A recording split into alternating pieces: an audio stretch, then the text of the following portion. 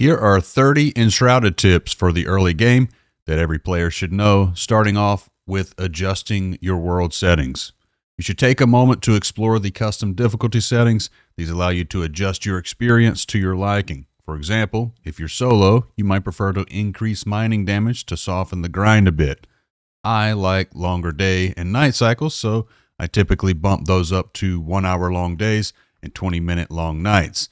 And maybe you find weapon durability and breakage to be an annoying mechanic, and if so, you can disable that in these same options.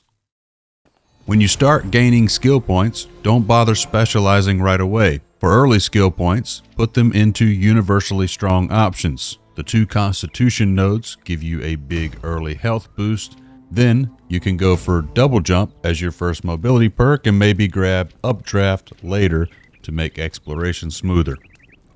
And you can't go wrong with the central yellow nodes. Things like Well Rested and Mason are 2 that I tend to grab early. And remember that respeccing is extremely cheap. Feel free to experiment with different combinations, weapons, and builds, and then reclaim those skill points when you know what you like. A lot of those early utility perks lose value later on, so reclaiming those skill points is generally a good idea.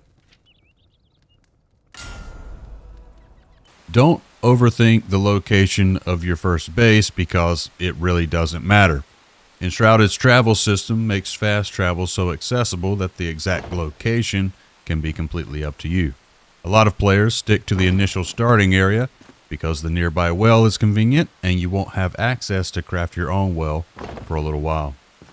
You can spend hours building your starting base, but I suggest focusing on making it functional and not fancy, at least not initially.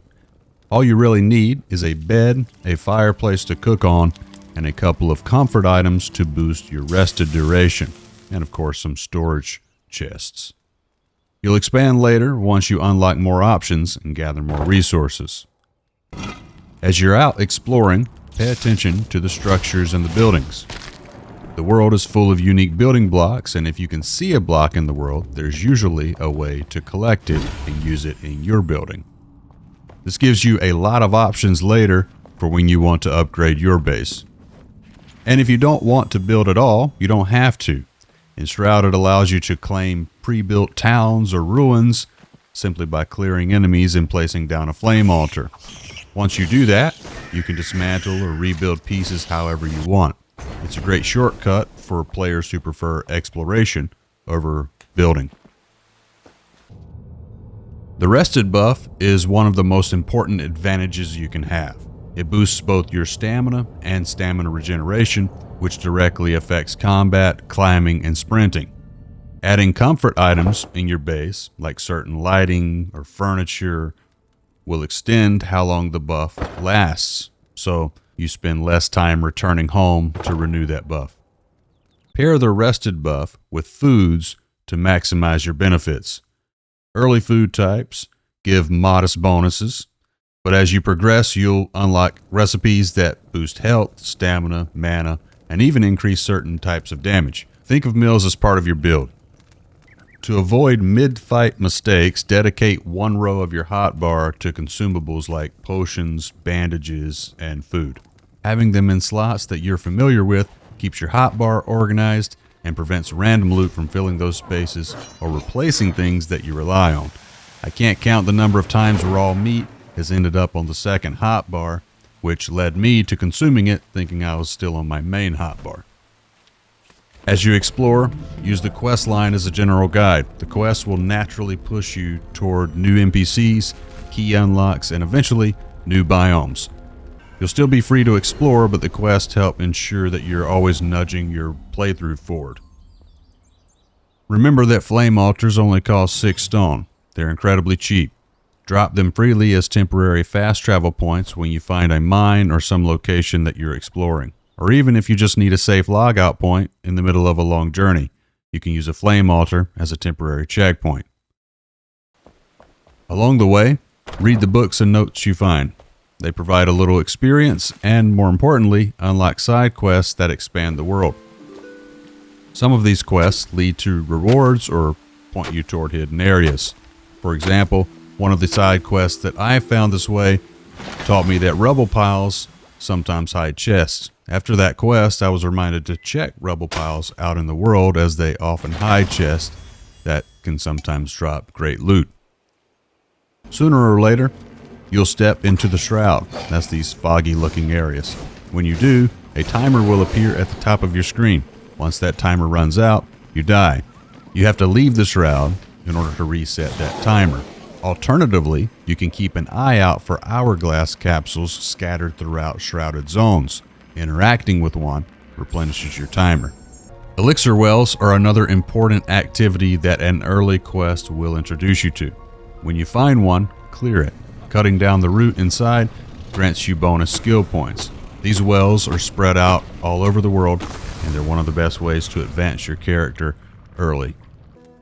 Strengthen your flame back at your base as soon as you can. Each upgrade increases the time you can spend inside the shroud, eventually unlocks access to higher tier shroud zones, and it increases the number of flame altars that you can place down. If you see red fog in the shroud, turn around. This indicates a stronger shroud tier. Your timer will drain extremely quickly. Come back when your flame is strengthened enough to provide you the shroud protection level to enter. For combat, one of the strongest early strategies is using a wand while fighting from high ground. Many early enemies struggle with vertical pathing, so even a low ledge or a ruined wall can give you complete safety. This makes pushing into tougher zones more manageable early on, especially if you're solo. Always keep a bow equipped in the early game, even if you prefer melee or magic. Bows are powerful and enshrouded and let you aim for weak spots, thin out enemies, or trigger explosive barrels from a safe distance. You'll also need something to shoot switches to unlock certain doors. When you find higher tier weapons, make sure to check the tooltip of those weapons to see what traits unlock when the weapon is upgraded. You'll want to eventually unlock weapon traits that complement your playstyle. You can upgrade weapons at the blacksmith.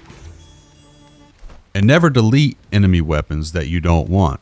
Instead, right-click them to see if they can be salvaged for runes.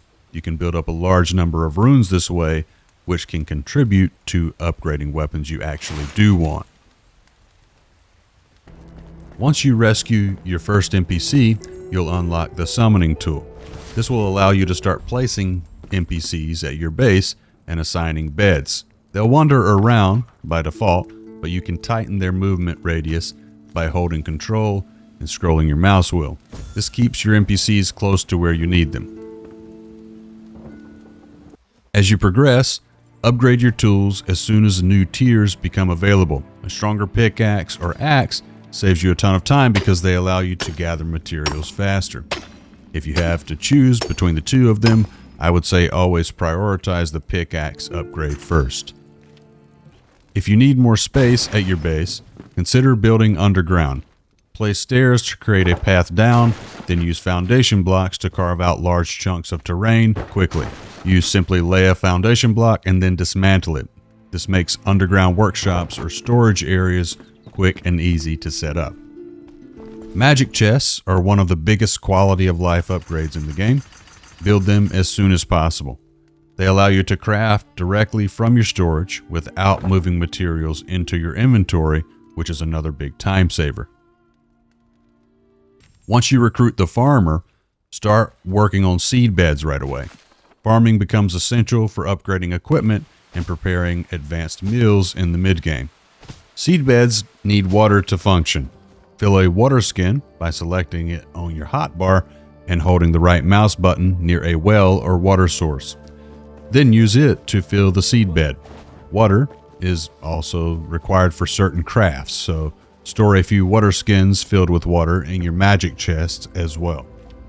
Ancient Spires are the backbone of your long-term travel network. Each spire you activate becomes a major fast travel anchor and gives you high elevation from which you can glide long distances. So with that said, you should upgrade your glider as soon as you have access to the materials to do so. The difference in speed, the ability to maintain altitude, and the stamina consumption improvements completely change how fast you can explore the world. This upgrade will cut down your travel time and make the entire map feel more connected. I'm going to keep working on my world and exploring Enshrouded. Hopefully these early game tips helped, and if they did, consider subscribing so that you don't miss the next guide. Thanks for watching. Good luck. Take care.